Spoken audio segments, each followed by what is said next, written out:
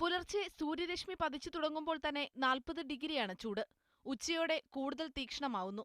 വരും ദിവസങ്ങളിൽ ഹ്യൂമിഡിറ്റി വർദ്ധിക്കുമെന്നും പൊടിക്കാറ്റിന് സാധ്യതയുണ്ടെന്നും കാലാവസ്ഥാ ഗോളശാസ്ത്ര വിദഗ്ധൻ സൽമാൻ അൽ റമദാൻ വ്യക്തമാക്കി. അൽഹസ, ദമാം, അൽ ഖോബാർ എന്നിവിടങ്ങളിലെ തീരദേശ മേഖലകളിലാണ് കൂടുതൽ ചൂട് രേഖപ്പെടുത്തിയിരിക്കുന്നത്. രാജ്യത്തിന്റെ ഇതര ഭാഗങ്ങളിലും അന്തരീക്ഷ ഊഷ്മാവ് 50 ഡിഗ്രിക്ക് മുകളിലെത്തി. ഇത്തവണ മുൻവർഷങ്ങളിലേക്കാൾ ഉഷ്ണം കനക്കുമെന്നാണ് വിലയിരുത്തൽ.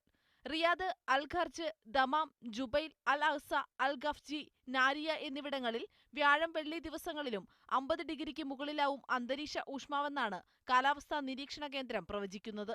സൂര്യാഘാതമുണ്ടാകാൻ സാധ്യതയുണ്ടെന്നും സൂര്യരശ്മികൾ നേരിട്ട് ശരീരത്തിലേൽക്കാതെ സൂക്ഷിക്കണമെന്നും പകലധികം പുറത്തിറങ്ങി നടക്കാതിരിക്കാൻ ശ്രദ്ധിക്കണമെന്നും അവർ മുന്നറിയിപ്പ് നൽകി.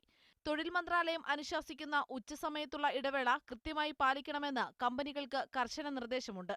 കനത്ത ചൂടിൽ പുറത്ത് ജോലി ചെയ്യുന്നവർ മതിയായ മുൻകരുതൽ സ്വീകരിക്കണമെന്ന് തൊഴിൽ മന്ത്രാലയം അറിയിച്ചു. കുറെ സമയം തുടർച്ചയായി നേരിട്ട് വെയിൽ കൊള്ളാതിരിക്കുകയും ധാരാളം വെള്ളം കുടിച്ച് ശരീരത്തിൽ നിർജ്ജലീകരണം വരാതിരിക്കാൻ സൂക്ഷിക്കുകയും വേണം.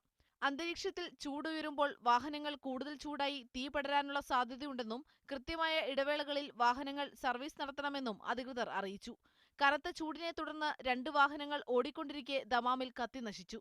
2 വ്യത്യസ്ത സംഭവങ്ങളിൽ 2 വാഹനങ്ങളും യാത്രക്കിടെ അമിത ചൂടിൽ തീപിടിച്ച് കത്തുകയായിരുന്നുവെന്ന് സിവിൽ ഡിഫൻസ് അറിയിച്ചു. Media 1, Dammam.